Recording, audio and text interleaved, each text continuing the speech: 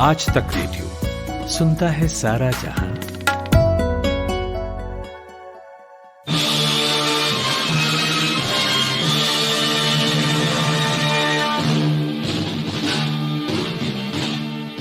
साल 1782 दक्षिण भारत का मैसूर राज्य, गद्दी पर बैठता है एक ऐसा शासक जो भारत में ब्रिटिश साम्राज्यवाद को सबसे कठिन चुनौती देता है, टीपू सुल्तान।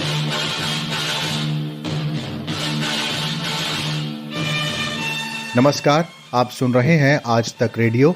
मैं हूं अंजुम शर्मा और आज हम बात करेंगे शेर मैसूर यानी टीपू सुल्तान की।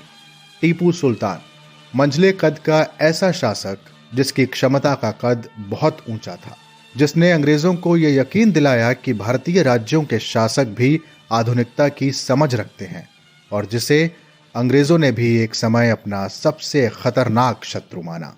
टीपू ने जब मैसूर की सत्ता संभाली तो आधुनिक व्यापार और उद्योग को काफी महत्व दिया। एक राजनीतिज्ञ के तौर पर टीपू ने अंग्रेजी राज के खतरे को अच्छी तरह से समझा और सामूहिक क्षमता बढ़ाने पर जोर दिया। इतिहासकार बिपिन चंद्र लिखते हैं कि टीपू सुल्तान एक जटिल चरित्र वाला और नए विचारों को ढूंढ निकालने वाला व्यक्ति था। जिन नए विचारों की तरफ बिपिन चंद्र ने इशारा किया वो बदलाव की इच्छा और शुरुआत थी जो टीपू ने मैसूर में की थी। एक सुधारक के रूप में टीपू ने एक नए कैलेंडर को लागू किया, सिक्का ढलाई की नई प्रणाली को प्रचलित किया, माप तौल के नए पैमाने को अपनाया और कृषि सुधार लागू किए। वर्ष 1793 से 98 के बीच भारत के गवर्नर जनरल रहे सर जॉन शॉर ने लिखा था कि टीपू के राज्य में किसानों को श्रम के लिए न केवल प्रोत्साहित किया जाता था बल्कि पुरस्कृत भी किया जाता था। इतना ही नहीं, इतिहासकारों के अनुसार टीपू सुल्तान की फ्रांसीसी क्रांति में काफी दिलचस्पी थी और उसने श्रीरंगपट्टनम में न केवल स्वतंत्रता वृक्ष लगाया बल्कि जैकोबिन क्लब का सदस्य भी बना। जवाहरलाल नेहरू विश्वविद्यालय में इतिहास के प्रोफेसर नजफ हैदर कहते हैं कि टीपू केवल क्षेत्रीय शासक नहीं था बल्कि वो एक राष्ट्रीय नायक भी था। ये कि टीपू सुल्तान एक रीजनल रूलर ही नहीं बल्कि एक नेशनल हीरो भी हैं। और हीरो मैं इसलिए लफ्ज इस्तेमाल कर रहा हूँ कि हीरोज कोई मॉरल कैरेक्टर्स नहीं होते हैं जिनको हम सिर्फ इस वजह से याद करते हैं कि वो अच्छे थे और उन्होंने अच्छा काम किया था। हीरो हिस्टोरियंस उनको मानते हैं जिन्होंने हिस्ट्री में अपना एक मुकाम बनाया है और उस वक्त के हिसाब से उन्होंने वो काम किए हैं जो एक्स्ट्राऑर्डिनरी होते हैं, जैसे strong leadership, military technology, Europeanisation, modernisation. जो नई चीजें थी वो उन्होंने टीपू सुल्तान ने किया है। प्रोफेसर नजफ हैदर कहते हैं टीपू सुल्तान पुस्तकों के प्रति काफी समर्पित था। उसके पुस्तकालय में विज्ञान, औषधि, गणित, धर्म, इतिहास सहित कई विषयों की पुस्तकें थीं। टीपू के धार्मिक विचारों को लेकर सर्वाधिक विवाद रहा। कुछ इतिहासकार मानते हैं कि टीपू दूसरे धर्मों के प्रति सहिष्णु और आजाद ख्याल था। उन्होंने श्रीरंगपट्टनम, मैसूर और अन्य स्थानों पर कई मंदिर बनवाए हैं, लेकिन हिंदुत्व प्रभावी इतिहासकार इसे नकारते हैं। उनका मानना है कि टीपू सुल्तान हिंदू विरोधी और मूर्ति पूजकों का विरोधी था। यदि टीपू ने मंदिरों के लिए अशर्फियां दी तो मंदिरों को तोड़ा भी। आरएसएस विचारक और सांसद राकेश सिन्हा कहते हैं, मैं टीपू के बारे में उनका एक पत्र का उद्धरण दे रहा हूं। 18 जनवरी 1790 को उन्होंने सामन खान को एक पत्र लिखा। उस पत्र में कहा, I have achieved a great victory recently in Malabar and over 4 lakh Hindus have been converted to Islam. 4 lakh हिंदुओं को मैंने कन्वर्ट कर दिया है। सवाल कन्वर्जन का नहीं है, सवाल है कि एक शासक के रूप में उनकी सामाजिक दर्शन क्या था। उनका सामाजिक दर्शन क्या यह था कि दूसरे धर्मावलंबियों को अपने धर्म में परिवर्तित करो।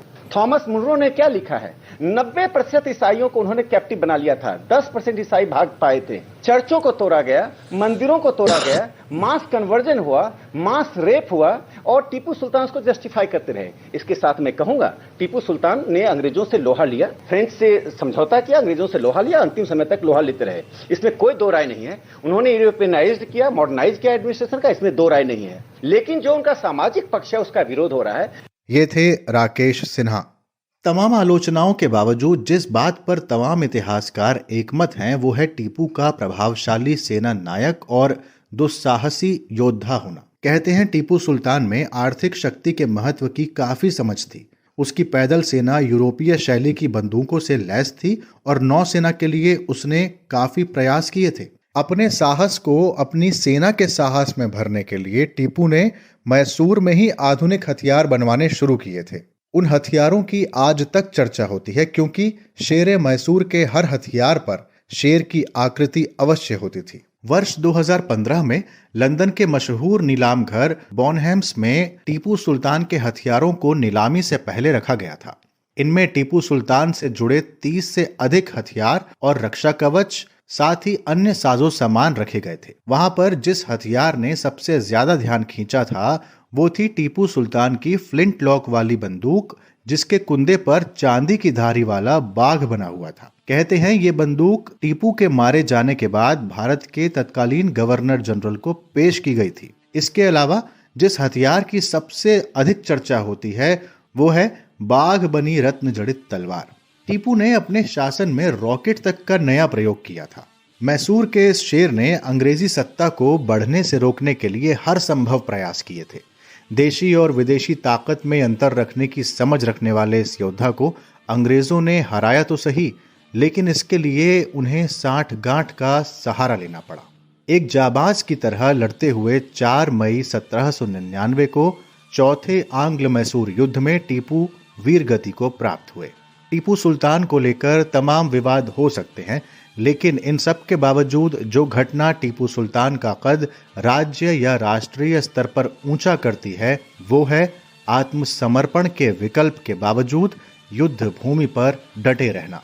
टीपू सुल्तान ने कहा था, गीदड़ की तरह लंबी जिंदगी से बेहतर है शेर की तरह एक दिन जीना। और टीपू सुल्तान ने अपना जीवन एक दिन नहीं, हमेशा शेर की तरह जिया। आपको हमारी ये प्रस्तुति कैसी लगी? आप अपना फीडबैक हमें ईमेल कर सकते हैं। हमारा ईमेल पता है radio@aajtak.com। अगली प्रस्तुति के साथ फिर हाजिर होंगे, तब तक के लिए मुझे दीजिए इजाजत। नमस्कार।